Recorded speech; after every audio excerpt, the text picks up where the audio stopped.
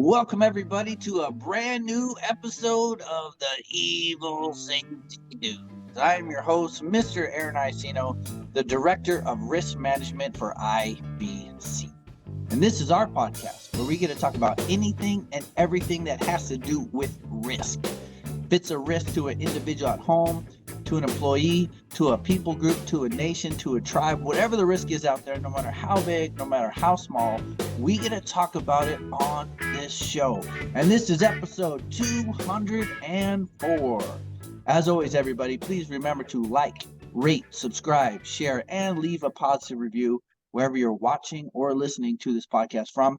And remember to go check out our brand new YouTube channel where you could see these podcasts instead of just hearing them as well. All right, everybody. Well, I'm going to jump into introducing our guest, Mr. Eliyahu. Oh, man, I practiced it and then I messed it up. You did so well before it. Eliyahu Berkowitz. Hi, Aaron. It's great to meet you.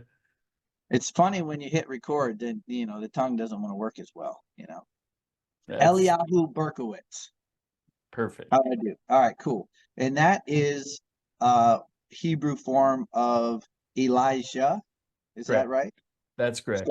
So if I had a Torah and I was reading Elijah, it would say Eliyahu. Eliyahu. It's actually a kind of stuttering because it's double the name of God. Okay. It means Yud like is my God. Okay. Yeah, I see that. Now. That's super cool. And you have been writing for a long time, and you've written over 4,000 articles. Is that correct? That's correct. That is amazing. And boy, are my fingers tired. So tell us some of the places that you're writing for. I know you're writing a lot these days for Israel 365, which is just an awesome place to go. That's where I get a lot of my news. Right. It used to be called Breaking Israel News. Okay. Then they rebranded. But still me. You can actually see behind me for people who are watching this. That was for my 1,000th article. Whoa. But that was a long time ago. So awesome. And where are you calling in from today? I'm calling in from my home in the Golan Heights. Wow. I've been living here for about 10 years. I've been in Israel for 30 years. Wow. I also want to mention I've started freelancing for WND.com. They're wonderful people. And I also I do my own videos. I have a YouTube channel called Wrestling the Angel, which, if you think about it, it makes a lot of sense. Right. So that's awesome. So WMD, is that what you said? WN as in Nancy. Oh, ND, awesome. And D as in David. Yeah, it's they're wonderful people. It's actually a fairly large outlet. They have a circulation of 4 million readers a month. They're great people, incredibly pro-Israel. Nice. Yeah. And I've been watching your new YouTube channel. Oh, I haven't gone through all the videos, but I've watched a lot of them, and I've really been enjoying it. Thank you. The first one I watched. Very kind. It's very kind of you. You were interviewing, what was her name? Rachel? I can't remember, but she was kind of breaking down the different sects or different philosophies within Christianity. Oh, that's Dr. Rivka Adler. She's a very dear friend, a brilliant woman, brilliant. Yeah. And she's been doing this a long time.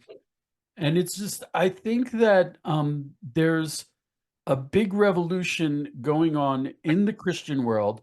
There's certainly a revolution going on in the Jewish world. It has a lot to do with Israel. Jews and Christians are connecting, and if you connect, you change. So there's a lot of development going on in theology. I think it's actually going back to our roots. Judaism has to go back to our biblical roots because we're in our land, and that was a different reality. And I think Christianity also, Christianity started in the land of Israel. And I think there's a lot of developments going along there. There's a lot of variety and a lot of different aspects of belief that people are coming to. It's really very exciting. I think it's wonderful. It's about time really that Christians figured out the light bulb moment. Oh man, Jesus was a Jew. All the writers of the apostolic scriptures were Jews, except maybe one who was probably a proselyte. And if we're going to learn the Bible, all these references of the Torah and the Tanakh in the apostolic writings, maybe we should look at all these other books, and they're just starting to really realize the Jewishness of their faith. And it's on paper, it's like, duh, like you didn't know, Right. but Right. it's really been kind of intentionally scripted out of Christianity, in Yes. some translations, synagogue, like in the book of James. James was written to the 12 tribes that were scattered abroad. James was the brother of Jesus' stepbrother, and he was the head of the Jerusalem church. And he wrote a letter in the apostolic scriptures to the 12 tribes scattered abroad. And they took out the word synagogue and put the word assembly. Mm. So, like, It's if you're reading this as a Christian and you saw synagogue, that I think just that language, you go, hey, wait a second, these Christians were Jews. it's funny that you mentioned that, because as a Jew, I always was like, very dear Christian friends would come up to me, wow, the Jewish identity of Jesus. And I'm like, well, what else would he have been, And I had an interesting experience. I actually, for the purposes of intellectual honesty, I started learning New Testament with Christians. And it was actually a very familiar book to me. Right. Like you have Jesus was born in Judea. He actually, Bethlehem, I used to live a 5-minute drive from Bethlehem. So I knew the hills that he was walking around in. I knew Nazareth, I know these places. And when I was in a yeshiva in what a lot of people would mistakenly call a settlement, and in the hills there were lots and lots of natural springs, and I'd go out before dawn, and I'd jump into the natural springs, and oh yeah, the heavens would open up. It was like wow. And so I could definitely relate to that. There were a lot of relatable things, even like Jesus' approach to the Sabbath was very Jewish. His approach to learning, and he was very much like a Jewish rabbi. I should add, I mean, I didn't walk away feeling like I had to believe in Jesus, but it was Right. it was very familiar to me. And that's why I would like to see, the walls come down, and we could at Sure. least be very good, um, how do you say, co-journeyers?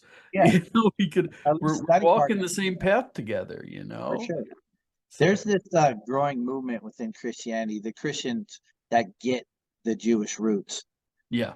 We've realized how, I don't know, poorly trained we are, poorly taught, you know, and there's this movement. It's weird, and we're going to need a really secure Jewish Torah scholar to do this. I understand the challenges that they will face, but there's this movement where we actually want to be taught those apostolic writings from Jewish people, Well, because they're just going to get it more than we're learning the phraseology. There's a saying in there, and that's an old Jewish saying, but we don't know that. We're just taking it at what it's right. saying. There We was don't there get it. was there was I think was it Norwegian? There was a church that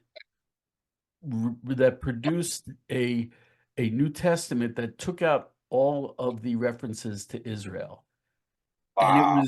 it was in tatters, and it was a very different book. How do you say, "Hero Israel, the Lord our God, the Lord is one," Right. without Israel? You're So in you're Revelations, there is a curse, and the how the Christian Bible ends is with a curse, and it says, "You all the plagues will be of this book will be added to you if you take anything out of it." right. And you also, it's interesting. You said that Christians need to relearn. I'm uncomfortable saying that from the outside as a Jew, but my experience has been that replacement theology just really is so insidious and in the what we call the kishkas, in the guts Right. of Christianity, and it's done more harm to Christians than to Jews. For sure. Replacement theology, if you're they made it so that you could not learn the Bible properly. And and that 100%. and Christians who love the Bible, that's a horrible thing. All of a sudden they can't learn the Bible properly because everything is an analogy and Right.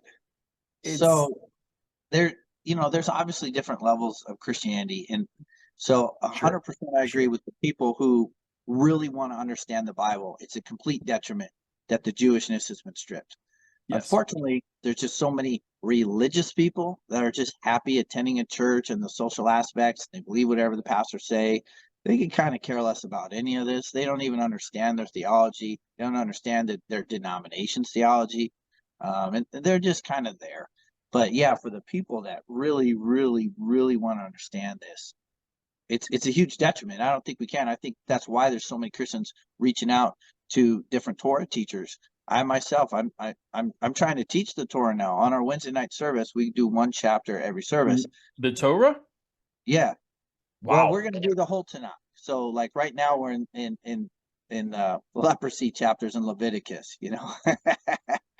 And so You it's funny. know, I just wrote an article the other day. There's an outbreak of leprosy Yes, in yes, Florida. So it's yeah. relevant, man. It's happening.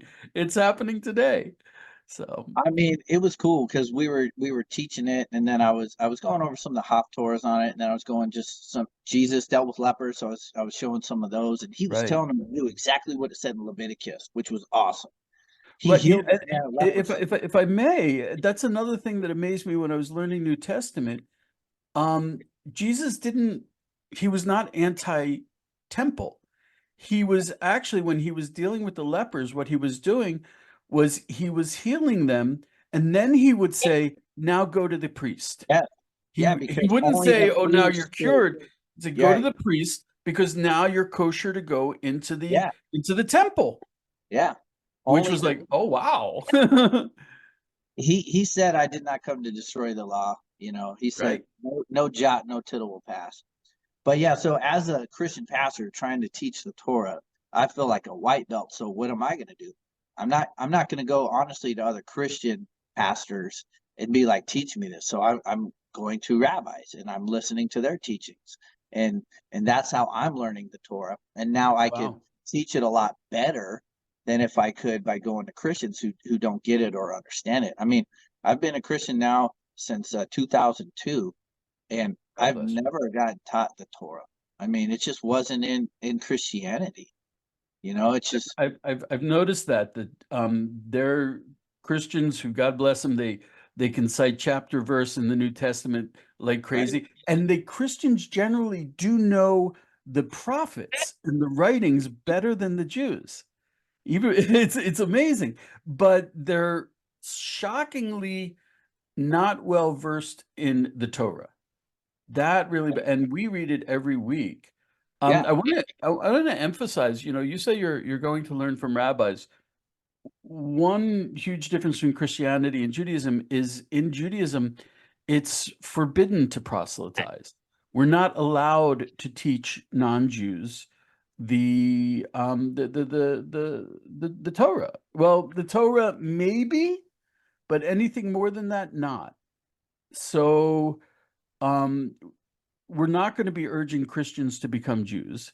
right. Part of the process of conversion to Judaism is discouraging the person, pushing them away. So there's, yeah, it's self-defeating. So a Christian who's interested in learning should not be concerned that he's going to be proselytized. He'll be discouraged from coming closer to Judaism. So there is that. I mean, it's really I get in a lot of trouble for the stuff I do, and I don't think I've converted anyone, and I'm happy about that. As a Um, martial artist, this reminds me of Bruce Lee's story, how he got in trouble for teaching kung fu to the goyim, to uh, yeah, in America to the white folks and the black folks because it was just supposed to be Chinese, and and he fought against that, but he was really ostracized by his own community for teaching Yeah. their Chinese martial arts to Americans. Yeah. I mean, Sorry, to be just side note, when you have no, I mean it's incredibly relevant. audience. I actually think that's the story of Jesus. Jesus was a Jewish rabbi who said, you know something? I read when I was learning New Testament, I was using a book by Professor Shaul Magid, and he actually translated a book from the 1880s, I think it was, um, who a rabbi, Orthodox rabbi, wrote a commentary on the New Testament. And the whole Wow. point was, yeah, it was really a remarkable book. And the whole point was that Jesus was, he said, God gave a mandate to Abraham to remove idolatry from the world. And it's time to take it on the road. It's not enough, it's not enough. I mean, there are problems in the Jews. There are some Jews do go over to idolatry, but it's a bigger problem in the world. So Jesus took it on the road. He opened the doors. And so Christianity is like an open door Judaism, which never existed before Jesus. Some would argue that he didn't take it on the road. Like he didn't like go to the Gentiles. Like he preached to the Jews. It was kind of Peter, uh, who, we were talking about Cornelius before we went live. That was through Peter, the apostle Peter, who Mm. he was fasting on a rooftop, and while the food was being made, he was so hungry, he kind of went to this like trance-like state, and his revelation was God had this blanket of like unkosher food coming down to him, said, Oh my "Rise, slay, gosh. kill, and eat." And he said, "Never, Lord, I've never eaten that stuff." And then God says, "What I have created, you're not allowed to call common. What I have cleansed, you're not allowed to call common." And right then he came out of trance, and some Gentiles were at the door because God sent a vision to them because they were seeking God to go get this guy. So Peter went, and he went into Cornelius' house and he preached, and the Spirit of God fell on all the house. They were filled with the Holy Ghost. They got baptized, things like that. So it was actually through Peter where the first Gentiles were saved, and then through a deacon Philip, preached to an Ethiopian eunuch, and then Paul was the guy who really took this thing to all the Gentiles. So Jesus, I don't know if he really actually did go outside of the tribes, preaching. Well, didn't he, on what you call the Pentecost, which we call Shavuot, I think, Yeah. um, the holiday of Shavuot, he gave the Great Commission to go out and spread the gospel. So that wasn't on Pentecost because Pentecost was like 50 days later after his ascension. But his great commission to his disciples right before he ascended in heaven was that go and preach the gospel to all creatures. So he gave the great commission for sure. But he himself, I mean, you could argue there was this woman at a well that was Samaritan that he talked to. But other than that, like it was Paul and, Peter kind of kicked it off, bringing the Goyim in. And then it was Paul, man, Apostle Paul, Saul. Uh, Mm. so, but it's just kind of crazy how all this is like coming together now. Oh, And absolutely. Absolutely. That's what I write about every day. I wake up and it's just like, people are like, "Oh, something." I got to tell you, that's not true. When I first started doing this 7 years ago, and I was writing about prophecy manifesting, and it happens most especially in Israel, but it's really happening all over the world. And people were like, "Oh, this has always happened. There have always been locusts. There have always been eclipses." I remember the big turning point was the eclipse in 2017 in America.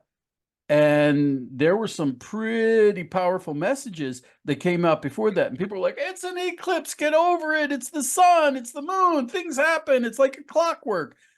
And then what happened right after 2017, right after the eclipse, there was like one of the worst hurricane seasons for the southeast in America. And then, I mean, after 2017, we had COVID. Now we're on the brink of world war all over the place. No one's questioning me anymore. No one's making fun of my writing. I did want People. to talk to you about that because you've been doing. I caught your episode with Pastor Mark Blitz, Oh, yeah. and Built and spills, then Mark Built. Built. He's been a friend of mine for years. He's brilliant. He is brilliant. And the thing is, he knows the Jewish sources better than most rabbis. He's he quotes the Talmud. The guy and knowing and understanding Wow. times and how the eclipses and all the sources of that, it's a special kind of knowledge base and wisdom. And he's got it. He is like, wow, I learned a lot from him. So yeah. So you mentioned the one in 2017, but there's And we another got one another coming up one coming up real soon. April 8th, which is a day after my birthday. There you go.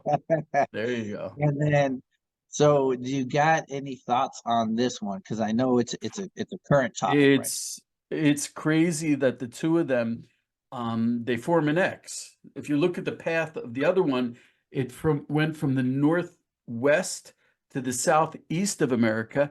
It went out over the southern Atlantic, crossed over like I think it was 5 hurricane systems, and those hurricanes, they're all like, and then they all developed unexpectedly into massive hurricanes.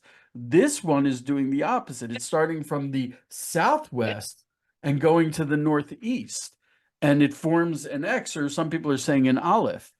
And it's Pastor Bilt said something that gave me chills. He said there was a solar eclipse in 1949, which was really the completion of the establishment of the state of Israel, because 1947, no one knew if we were going to be around next year. Right. There was also one in 1492, but there was one in 1949. There was another solar eclipse in 1967, which is a very important date. And then he blew me away. Wow. He's yeah, yeah, yeah. He said there was another one in 2000 and what was 7 years ago? 15. Okay. 2015. And I said to him, well, what was 2015? Nothing special there. There was an Israeli incursion into Gaza, and it Okay. started with the kidnapping of 3 boys. Wow. And he said 7 years is a cycle. And he related all of the eclipses to the Jubilee and to the Shemitah year, to the sabbatical year. And he said 2015 was a warning. Okay. It was a 7-year warning for what we're going through now. He said it started with hostages, it started with an incursion into Gaza. That's why we got hit, and that's why we're getting hit now. It's the completion of what happened then. It's the 7-year warning. He also has a thing which I know substantially less about, because there are sections of the Talmud that talk about solar eclipses, but he has a concept called blood moons, which Okay. is a tetrad. It's a series of lunar eclipses that occur on the Jewish holidays, feasts. And this year, and there was one, I forget when the last one was. I wrote an article about it. I did a video about it, but I'm certainly not the expert on it. That's why I interview people. But we're coming up on a blood moon tetrad, and I wrote about it in WND, and I did a video with Pastor Biltz about it. And he's just, I mean, listening to him is drinking from a fire hose. He is he's got so much knowledge, and pulls it all together so beautifully. We're coming up on a tetrad of, there's going to be a partial lunar eclipse before this solar eclipse. Oh, wow. And I think it's going to be on Purim, which is coming up very soon. And then we're going to have a tetrad of solar eclipses, 3 more lunar eclipses rather, that will take place on the Jewish feasts. Wow. And yeah, and that's happened before, and it's also been very significant. So the times are happening, dude. The times are really happening.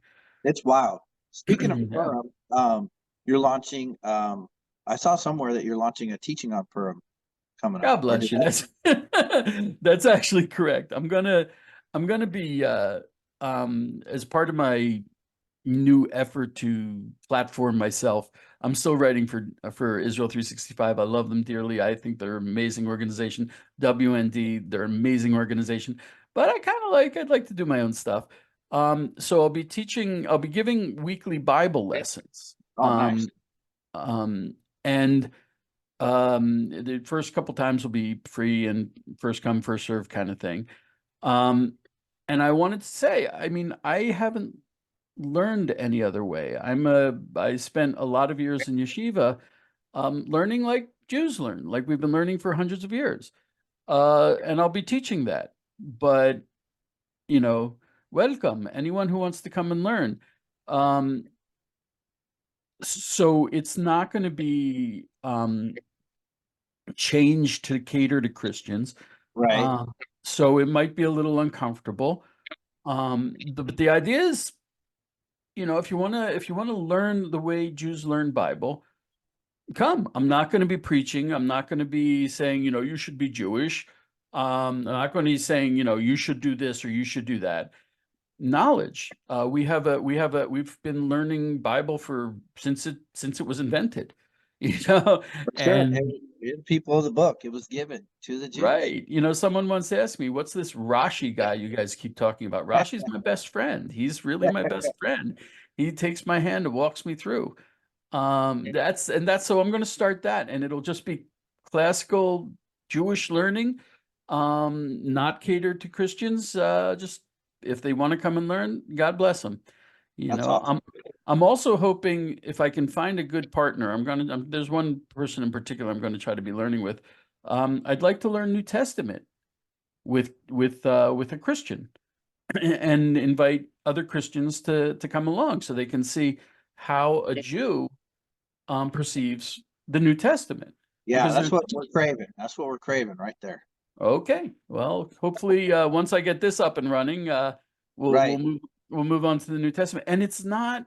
I've learned with Christians the New Testament, and Jews are very law oriented. We're very detail oriented, and it causes disagreements. So, for example, when it comes to the Passover, the Passover offering is a Thanksgiving offering. It's not a sin offering.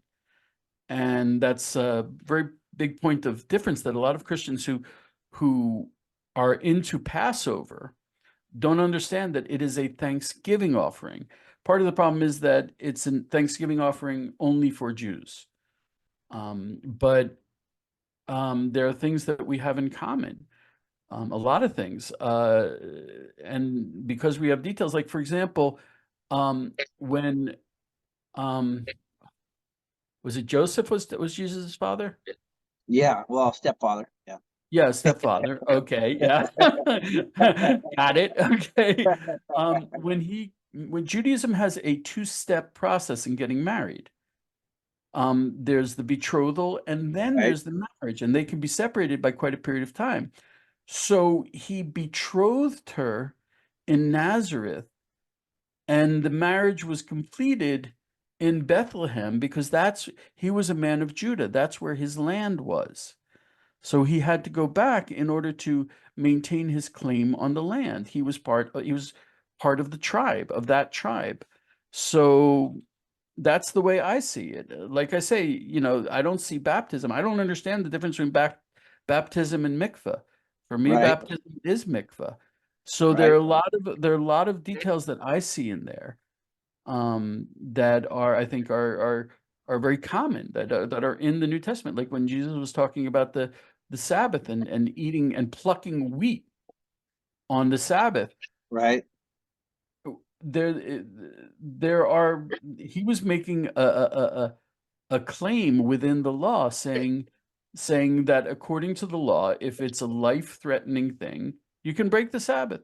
And he's saying being hungry in the middle of nowhere is life-threatening.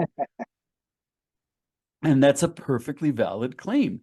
It's not the way that Jewish law is today, but he wasn't saying throw out the law. Right. He was saying this is my interpretation of the law. Yeah. And So on October 7th, there were so many Orthodox observant Jews who had to drive to report to the reserve post. That's how we knew that it was happening, because That all was of a that was a sudden life-saving thing. the young men started leaving the synagogues on the holiday, and we're like, oh, that's what's happening. I went out, the way I found out about it was I went out. I live in a very suburban town. It's very similar. You would feel at home here. It's All very right. American. And I went out to the park in the afternoon, and there were a lot of people there I didn't know. And I'm like, hmm. So I walked up to, where are you from? And they're like, we're from Kiryat Shmona. Kiryat Shmona is on the Lebanese border. Oh, I'm more on the Syrian border. And it's about, I guess, half hour, 40-minute drive. And they weren't religious people. And I'm like, what are you doing here? And they said, well, they pulled out their cell phones. And I'm an Orthodox Jew. I don't usually look at cell phones on Shabbat. And they started showing me the videos. And I was like, oh, we are at war.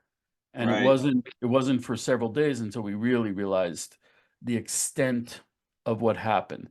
But I found out about it on Shabbat, on the holiday.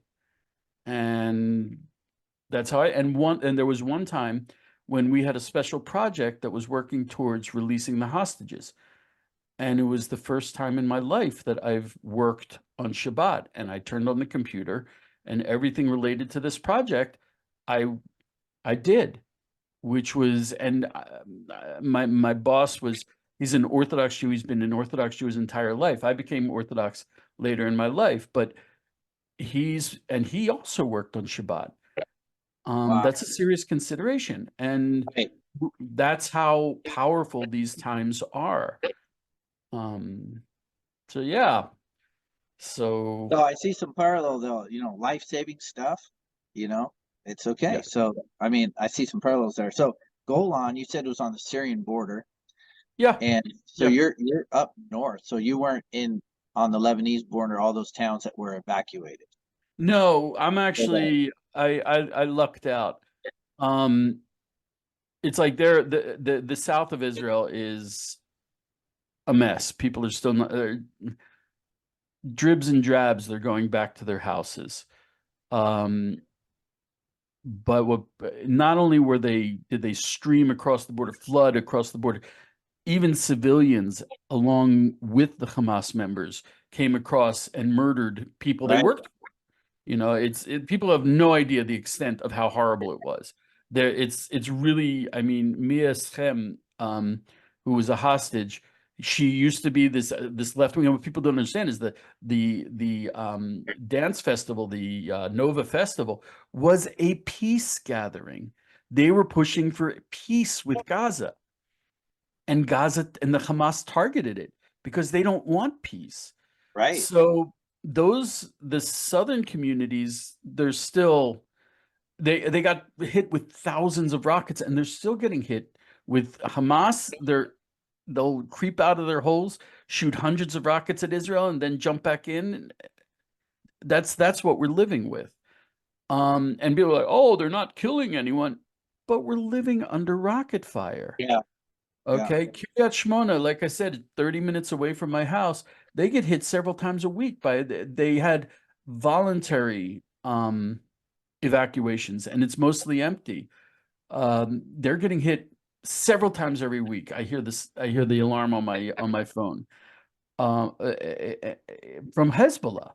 Okay, I live is because I'm further away, they choose the closer target. Kiryat Shmona is also a larger town, so they get more bang for their buck. So they're shooting at Kiryat Shmona, though we have been targeted a few times by drones, actually from Iraq. What people don't Right. understand is the everyone who's an Iranian proxy is gearing up, if not actively attacking Israel. The Houthis, they've been trying to get drones into Israel since October 7th. We're facing what we haven't faced since 1967 or 73, when multiple Arab nations are trying to destroy us, and it's not about land. They don't want Judea and Samaria. They just don't want us here anywhere. Right. So that's kind of like where we're holding. So on one hand, I'm not actually seeing rockets. I'm very close to places that are seeing rockets on a several times a week. Um, but and I always thought that I mean, it's a known thing in Israel that as soon as we finish in Gaza, as soon as Hamas is gone, they're going to have to deal with Hezbollah because Hezbollah Right. has hundreds of thousands of rockets pointed at Israel that they've upgraded thanks to Iran. And we can't have that, especially not when they're actively trying to kill us. And I always thought, I mean, I hear F-16s and jets going overhead almost nonstop. Wow. Yeah, it's you get used to it. Sometimes it gets annoying. But you get annoyed and you say like, oh, thank God, Yeah. know. And as long as they're jets, well, that's us. It's not them. Um, but I always thought, when we have to deal with Hezbollah, it'll be the Air Force, which is what we should have done in Gaza. We should have just, but we knew Israeli soldiers are dying because we're trying not to kill people in Gaza. And I always thought the war in Hezbollah would just be, air war, just send the Air Force in. And I've been listening to a lot of experts, and that's probably not going to be the case. Right. The war with Lebanon is probably going to be a boots on the ground, and it's going to be even messier. And I mean, I feel bad for the Gazans, not entirely bad because Right. they've been shooting rockets at us for decades. Ever since we left Gush Katif, they've been shooting rockets at us. Gush Katif, I'd been there. It was the Garden of Eden. It's gorgeous. It's Right. on the Mediterranean. It had great industries. Um, The and best they beaches. the best beaches, the best surfing in Israel. It was wild. Nice. And they took that and they said, "No, we want death. We want to kill you." Um, Lebanon they're going through such an economic crisis. The people are starving already. They don't have electricity. Lebanon used to be Paris on the Mediterranean. Wow. You remember, like before 1948, it was where all the Europeans, dreamed to go um, to vacation. There was a train line running from Beirut to Cairo. And the big thing for the Europeans was to train back and forth to come, go to, because I mean, Beirut was on the Mediterranean. Um, and it was gorgeous. It is gorgeous. And it was like, that's where the cedars of Lebanon came from when Right. we built the temple. But, it's really a matter of if you choose life, God is going to be good. You just have to open your Lebanon heart. in Hebrew means beautiful, doesn't it? It's one of the meanings, Lebanon, in white. I mean, yeah, it's one of the meanings is it's beautiful. And they had some kind of connection to Kodesh, to holiness, when they built the temple. There's a lot of interesting things that were written about Hiram, the king, that he sent. So Lebanon, it would be a shame. And Gaza used to be Israel. Right. I mean, the Philistines went in there a lot, and Samson tried to take care of them. But Gaza was part of Israel.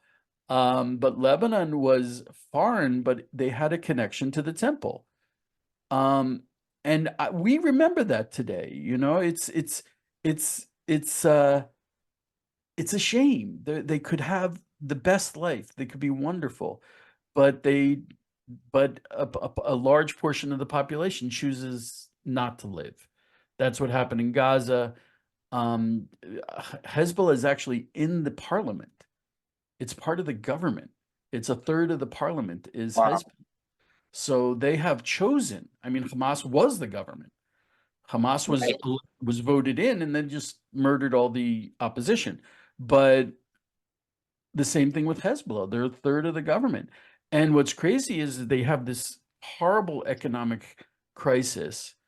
They have, just as Israel has one of the largest natural gas deposits that's been discovered in recent times, well, guess what? Right off the coast of Lebanon is a huge natural gas deposit.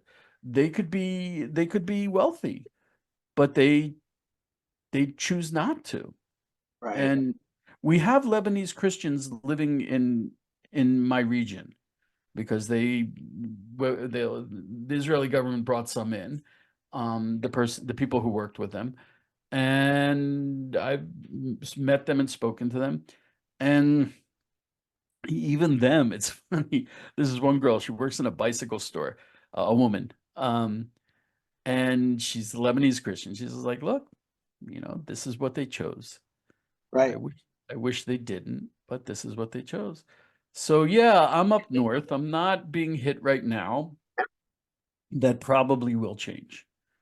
But when they built my town, I literally have a bomb shelter 30 meters to the left, 30 meters to the right. Because when Israel built the Golan, and also my house, when I have to hang a picture, the Oh, house is built of bomb shelter concrete.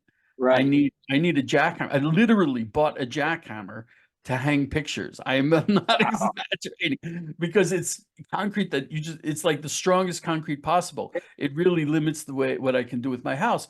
But they intended for the houses to be bomb shelters. And if there's a siren right now, I don't run they tell me because the instructions are to stand in the center of the house, which is the most guarded. The top of the house is a meter thick bomb shelter grade concrete. Wow. It would take a massive direct hit to When I was in Israel, I spent Shabbat with my guide, my friend Yaakov Aram in Bet Shemesh, and his son was off somewhere, so I got to stay in his room. And that room in their house was like right. a safe room, if you will, Yeah, kind of yeah, like a yeah, yeah. shelter room. You Yeah, can't build a home in Israel without a bomb shelter. Now, isn't that sad? that's You that. know, I used to feel horrible. I'm like the people of Gaza, they don't have bombs. They have the best bomb shelters in the world, which are all the tunnels, which are like hundreds and hundreds of miles of tunnels that were built to withstand Israeli bombing. But Hamas does not allow the people into the bomb shelters. No, Not a single Gazan should have died. it's in their PR plan to kill Yeah, civilians. That's yeah, that's part of their war strategy, yeah, because then Israel looks bad. right? Everyone screams, "Oh, the Jews, the Jews!" Come on, you know? And they say it's a cycle of violence. It's not a cycle of violence. They attack, we respond. People say, "Stop it, you damn Jews," Yeah, and we have to stop. yeah, That's it's not a not fair. cycle. And I was listening to the Land of Israel. Um, some of the guys that I listened to over there, and they were teaching on Purim and on really on Esther and how she asked for one more day in Shushan to kind of just finish off all these Jew hater anti-Semites. Good one. And she was saying how applicable that is right now, because the world is like, don't go into Rafa, don't go into Rafa, whatever, whatever. And we're all praying, hey, it's easy for us sitting in America, but we're like, hey, finish the job, like dig Yeah, your heels in and one more day to not eradicate not evil. going into Rafa is like putting out 80% of a house fire and Right. then walking away. Yeah. If we Well, it's if we like Ruth Algan, right? It's like Saul with King Agag, right? And the exactly. the Jewish Exactly. teaching, I'm not familiar with as a Christian, but I learned from my Jewish brothers is that in the time um, Samuel, before Samuel killed him, when Saul did it, he had time to impregnate someone, and Right. then out of that became Haman, because And that's it's why reported he was an and Agag, and that's why Saul was taken out of kingship right? because God said, "Look, when you go up against evil, do it to the end. Don't You can't have mercy. What is it? You have mercy on the evil, and then you'll end up being bad to the to the kind, or whatever. You kind to the evil. There's a saying like that, and that's exactly what it was. Yes. God said to Saul, you can't be king. Why? Well, a king's got to take care of the enemies of Israel, and you didn't, and you got to do it 100%, and that's I where we're I holding. named my son Samuel from that story. My son is Really, named. Yeah, because he was a prophet who wasn't afraid to get his hands dirty, and that spoke to Right. me. Right. And I interviewed Eli Michel, is one of your colleagues, and Oh he yeah, wrote, you interviewed Ellie? Oh yeah, yeah, wow. and he wrote an article about Netanyahu and Saul and the correlations. Oh, that's interesting. That's Yeah, interesting. I gotta ask him about that. and I really hope that Netanyahu doesn't, you know, emulate Saul in this case and leave Agai. You Well, know, I don't think he will because the Israelis have never been so together before. We are so you just I mean also we've never been together. So if I go to the supermarket and I ask someone for a hug, and I've done this, right, they'll give it to me. We're all there for each other. It's weird because one of the now we're very people when they meet, they're very careful to ask, "How are you?" And it's not like, "Oh, how are you? Oh, fine, thank you." right, yeah, It's a yeah, real question. right, Um, I know two kids who I watched their parents get married. I watched these kids get born. I watched them grow up. Now they're in the hospital. They were in Gaza. It's really we're a tiny country, man, and the people going out to war are mostly not professional soldiers. This is tough. This is hitting us really deep. There is not a single if Netanyahu, I'm telling you, Netanyahu is going to be out of the government. There are going to be elections, but you don't hold elections in the middle of a war like this. yeah, Um, and if he backs off, he's gone. He's gone right, immediately. Every Israeli is totally dedicated. I mean, the day before October 7th, there was almost a civil war. There were protests in the streets, not a murmur anymore. There are outside forces who are trying to fan flames that don't exist. right, Um, like Ehud Barak. They're trying to get some kind of left-wing revival going. Not going to happen. Not going to happen. Israelis are totally together on this. We're going to finish the job. Any politician who tries to pull back before the job is finished, they're gone. They're gone. right, Our right. soldiers are going out with a powerful will to finish the job, and it will be finished. It's not going to be a halfway thing at all. It's not like I've been through a lot of things in Israel. This is not like anything else. This is like we're 100% together, and we're going to finish the job. That's Amen. very clear. That's very Amen. clear. And we're praying for it. I want I, to. It's kind of on the same topic, but there's a couple more things I wanted to talk to you about. sure. One is the two-state solution, and one is the red heifers. And Okay. you've done episodes on both these. Yeah. And this two-state solution thing, we just got to get the message out that it's just, I mean, illogical. I'm not going to use fancy words. It's one of the dumbest things. Yeah. And but people, because of language, two-state solution, oh, it's a solution, but they don't Oh, get that the other side doesn't when you want start talking to Jews about a final solution to a problem, it kind of has a historical precedent that we don't care for so much. So, and it's not a solution. right, It's just failed political agenda repackaged. It's Oslo repackaged. There were things before Oslo. I mean, why does Gaza exist? Well, we thought we'd give them a Palestinian state and that would be the end of it. No. It's not a solution to anything. I remember seeing John Kerry, I think it was in 2016. He did an interview where he said there can be no peace between the Arab states and Israel without a Palestinian state. We had the Abraham Accords. What people don't realize right. is the Arab states, they don't want a Palestinian state. No, they So if turned it down we 7 times, 7 different offers, Are if you I kidding? remember Saudi correctly. Arabia, they don't want a Palestinian state. We No, saw that Egypt doesn't want the Palestinians. Egypt, when we pulled out of Gaza, it nearly destroyed the peace that we had with them. right, Jordan is run by the Hashemites, and they have a stranglehold on the 70 or 80% Palestinian population. They don't want to see the Palestinians get powerful. We see what happens when the Palestinians get powerful. So it's not a solution. Most of the Palestinians don't want it. Israelis are dead set against it now. It's not going to bring peace. It's only going to bring more October 7th. It's really it's a horrible thing, and it doesn't work. And the Abraham Accords showed that it's not necessary and it won't work. Right. But Biden Yeah, is well, yeah. Don't get me started on Biden. Hope. Um, yeah, but what makes me the most upset is the land, yeah. Judea and Samaria, that they want to give for the Palestinian state. That is, I'd be like giving another people group Washington, D.C. in America, or where some of the Declaration of Independence, or where the founding fathers came up with this, like, Philadelphia, like some of these, like, just You're the absolutely right. identity of Americans, and we're gonna, like, oh, we're just gonna give this to this other country. No, and they want to give Judea and Samaria. I was so angry when I went to And Hebron. Jerusalem. Yeah, oh, it's And ridiculous. they're not asking for half. The left-wing nicers, they want to say, oh, make an international Jews. I'm not allowed to pray on the Temple Mount.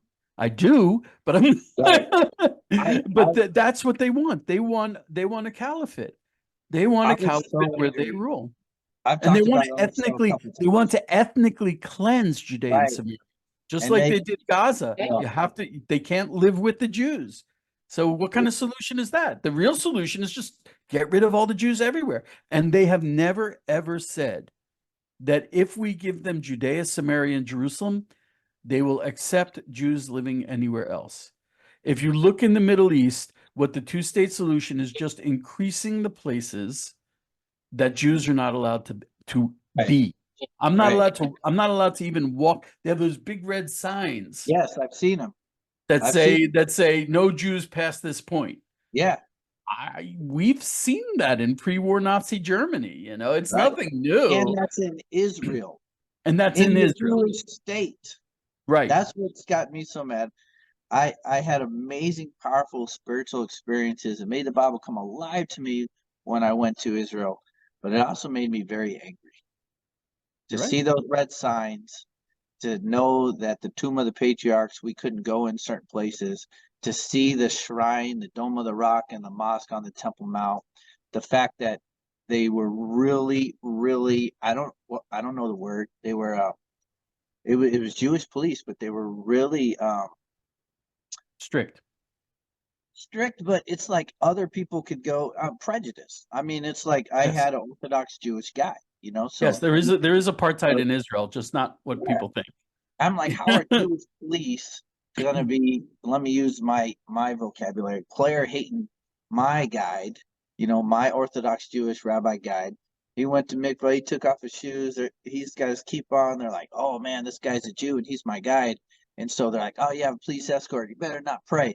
And I've said this on the show before, but it's like, Americans we were born as rebellious. We're a rebellious bunch, and as a Christian American, when they told us that we couldn't pray on the Temple Mount, Right. They're not, and a lot of people don't get this. And Rabbi Yehuda Glick is very, very clear about this.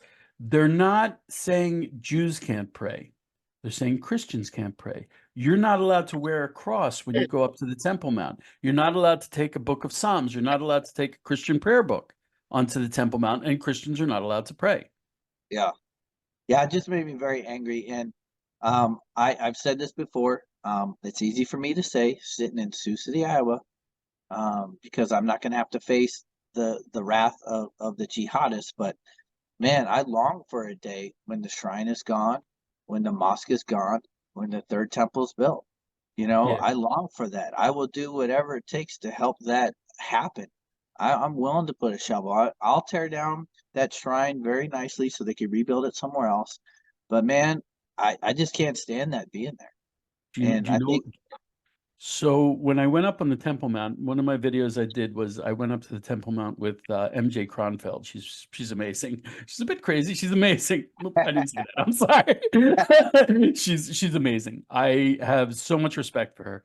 She's not a religious Jew, but she's leads tours.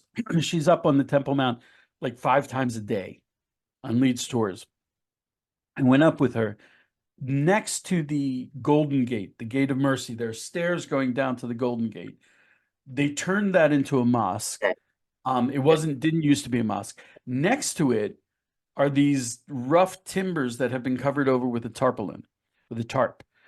And it looks like, people throw it there, it's garbage. Those timbers were from the roof of the Aqsa Mosque, not the Golden Dome, the Gray Dome, on the southern end.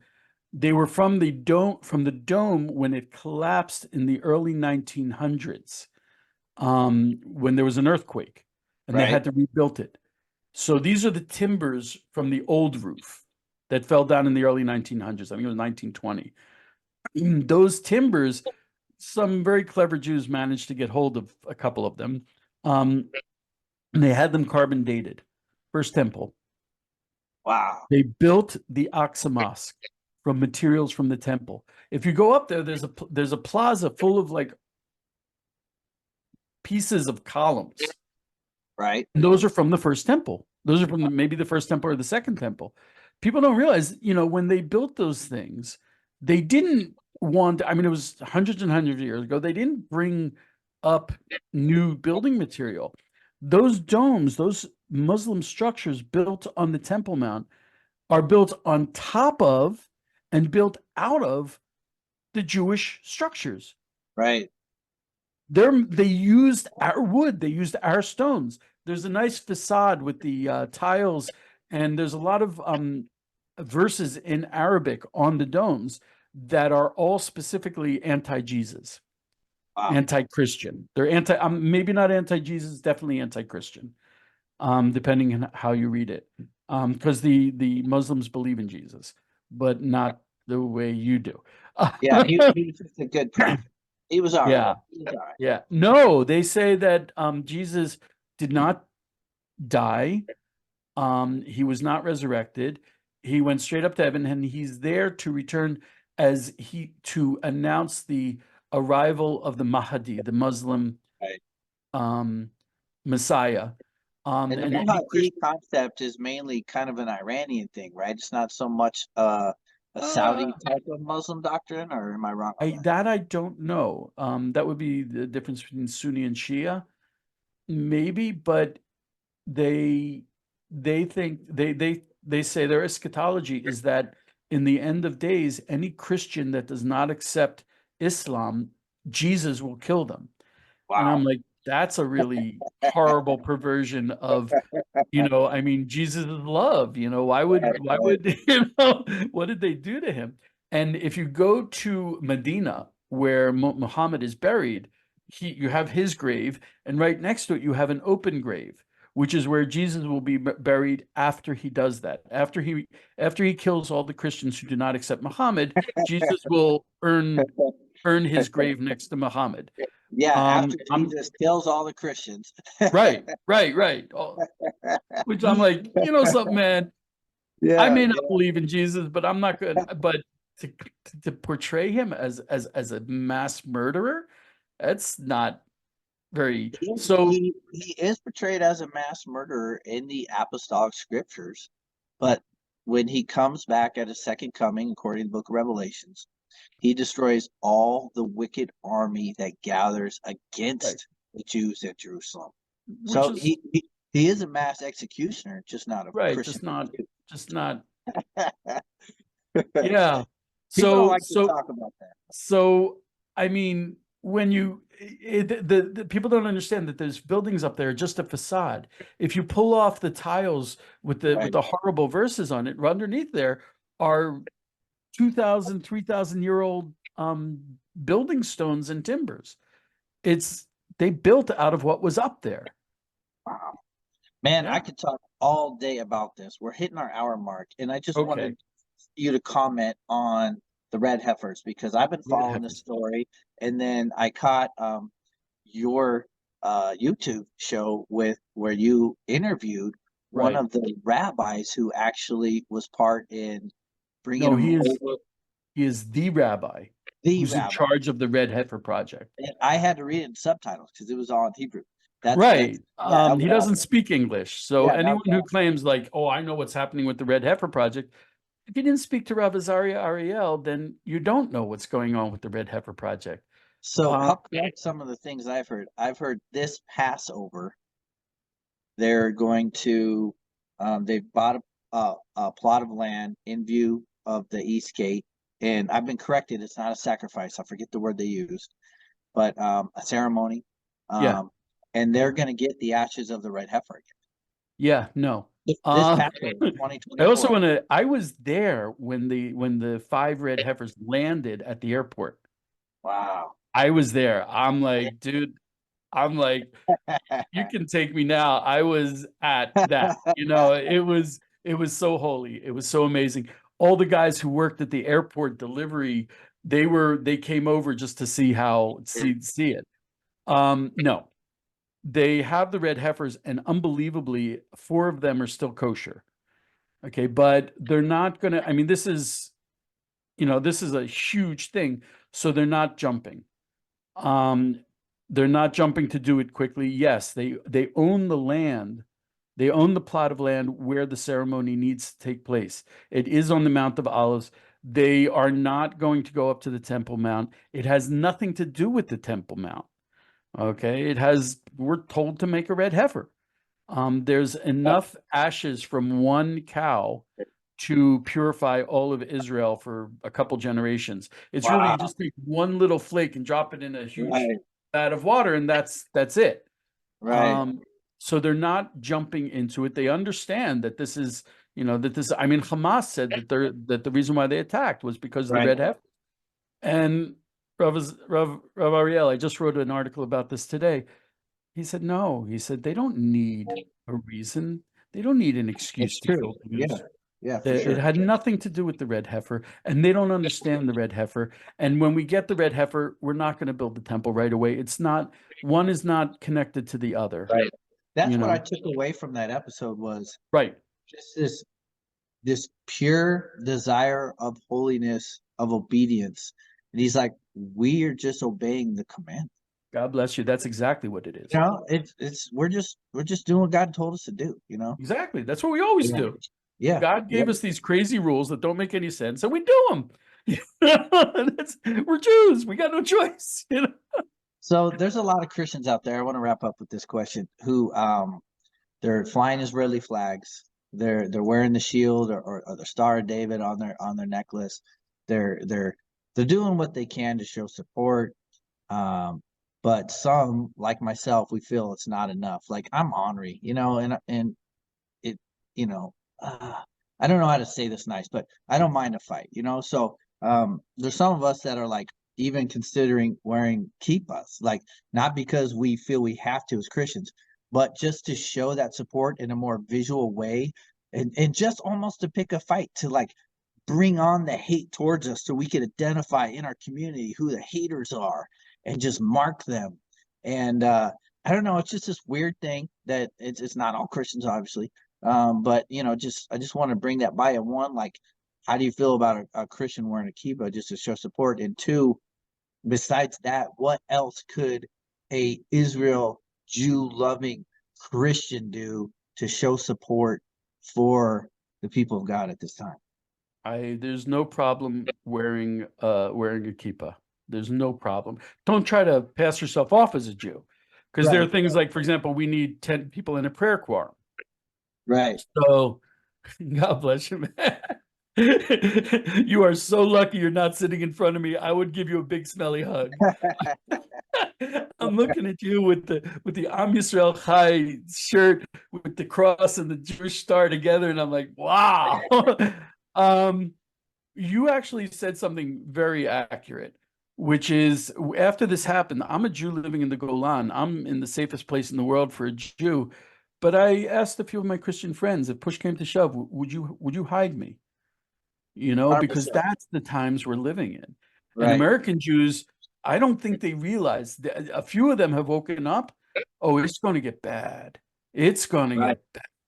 God willing, it won't. But the level of Jew hatred, and it's, okay, there's a war with Israel. Hate Israel because of Gaza. but they don't. They hate Jews. They're not hiding it. Right. That's the crazy part. We are living in those kinds of times where, and the only difference between now and the Holocaust is we didn't have so many Christians standing by us back then. We had a few, but the biggest difference is Christians standing with Jews. We never had that before. God bless you for that. But give us some practical, like, how do we stand with the Jews, you know? How First do of we all, show them that we do? let them know you're there. Right. Let them know you're there. I spoke to a guy, he runs college programs. He said they're starting to give money to Jewish students to learn in Christian colleges because they're not safe in the liberal colleges. Right. Yeah. Yeah. You I saw know, Jews are a bit stupid. You know, Jews voted for Biden. Jews voted for Obama. You know, liberal Jews will not vote for Trump. And I'm like, dude, you want to live? You know, I'm, to be really honest, not my favorite person. I have my Right. problems with him. Same here. But first of all, I don't want to be ungrateful. Right. Wow, what he did for Israel, wow. And for And in addition, religious freedom. Yeah. and for religious freedom, just like Cyrus. Just like Cyrus, exactly Yeah. like Let's Cyrus. go. Flawed character who did amazing things. And it's going to get harder. And I mean, Biden brought us to the brink of World War III. Christians just, like they say, identify. Let Jews know that you're there for them. And I'm praying, and working that that Jews will open up the door and respond in kind. But we're not used to that. Right. And you got 2,000 years of reasons not to open up to Christians because our history has been so terrible to the Jews. And so I understand the hesitation that a Jew would think a Christian's motives are pure. I get that. Not all Christians get that because they have no idea of history. So I think that's an obstacle we got to overcome. but we've got 6 months of recent history. Right. where you've got liberals wearing a keffiyeh, gays for Gaza. It's like, that's how much they hate us, you know? Right. They're willing to self-destruct in order to spill Jewish blood. Thank God for the Christians, you know? So just identify, let us know you're there. And we are the majority, but if we stay silent, we're not the majority. Right. So I'll tell you something. They had, when October 7th happened, a lot of Jews in America were in shock and they didn't respond. And I was waiting for, like, when I was growing up, there was always a Jewish rally. No Jewish rally. Then they had that huge rally in Washington. And I got the feeling that a lot of Christian groups showed up. And I got a feeling that the Jews would not have showed up if it wasn't for the Christians. They're scared.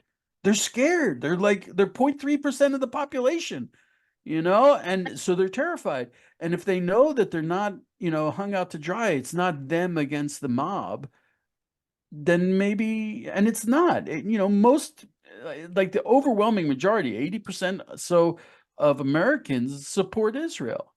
And they support the Jews. And it is about the Jews. It's not about Israel. So identify, speak up is a huge thing. Right off the bat, that's huge. That could save lives. Help me out with my Hebrew as far as praying goes. And if I'm praying for Jews, obviously I'm praying for IDF to be successful, but I'm also praying for more King David style leadership. But as far as what you're talking about, the fear, help me out now. Bitachon? Bitachon means security. Bitachon. And how is it different from emunah? Emunah is faith. Bitachon is security. So you could say you feel secure with Hashem. You feel bitachon in Hashem. You feel secure that He's going to help you. Emunah is just a belief and a faith. Though the word emunah actually implies action. Okay. Because an oman is a craftsman. Okay. So it implies action. Bitachon in Hashem means, you're sure that Hashem is going to show up and help you out. So is it okay to pray for the increase of bitachon in my Jewish brothers and sisters? Oh, bring it on, dude. It's awesome. It's awesome. Like I said, there are not too many things where we can say, especially if you're praying to the God of Israel, there's nothing wrong with that, That's And something that I'm trying to re-educate Christians to, because Jesus, his disciples came to him. They said, "Master, teach us how to pray." And he said, "All right." And he said, "Heavenly Father." He said, "Pray to God." And Christians today, they're praying to Jesus. They're praying to Mary. Some denominations are praying to saints. And that is not Christ's teachings at all. He always said, go to God. So that's something I'm trying to educate my Christian brothers on, is when they pray to the God of Abraham, Isaac, and Jacob. what do you feel when you hear the term Abba? Do you know what Well, Abba means? Father, like daddy. Yeah, It's a very, yeah, that's yeah, something in the Christian text. You cry out, Abba, Father. It's a very yeah. loving relationship. Yeah, yeah, yeah, yeah. And it's Yeah, very intimate. It's yeah, like, he's my father. yeah, He's not going to be slapping me down. He's going to be giving me a hug, you know? That's that's definitely. that's a beautiful way to pray as well, I think. To pray to So Abba. pray to Abba. All right. Well, man, it was awesome. I literally could Yeah, just do this all day, and just know that you have a friend here, and you need anything, you let me know. We're ready to do whatever it takes to help our Jewish brothers and sisters out. And amen. Amen. there's Be a lot of blessed. people that feel the same way. Be So blessed. And thank you and so much. anyone who hears this, if you're in the Golan, please stop by. I love to make coffee for guests. And then as far as everybody outside, and they want to tap into you and your teachings, so you got the YouTube channel now. Yes, Wrestling the Angel. Okay. And then you're still writing articles for two sources. I'm still writing articles. I also have 3 novels on Amazon. Wow. Wow. There's one called Master of Return in the 11th Light, which is actually mostly autobiographical about what it was like to live in Judea, to try to serve God deeply, to meet very holy people, and then to watch them get murdered for being Jewish. So that's mostly true. It's like So are 98% these like true. um a lot of truth in them, but are they in a fictional story Yeah, format? yeah, How yeah, yeah, yeah. Oh, I love telling stories. nice. So it's Master of Return and the 11th Light. That's on Amazon. I also have Dolphins on the Moon, which is a collection of short stories on Amazon. It's all fiction. And my first novel, which is just a very special love story, totally clean love story for that you could read to your wife and it would Right, right. it would make her fall in love with you. It's called The Hope Merchant. Oh, well, that sounds good. Yeah, thank God. So Okay. those are all on Amazon. All right. Yeah, we definitely got to check those out. Okay. All right, everybody. Well, I hope you enjoyed today's episode. And until next time, everybody, stay safe.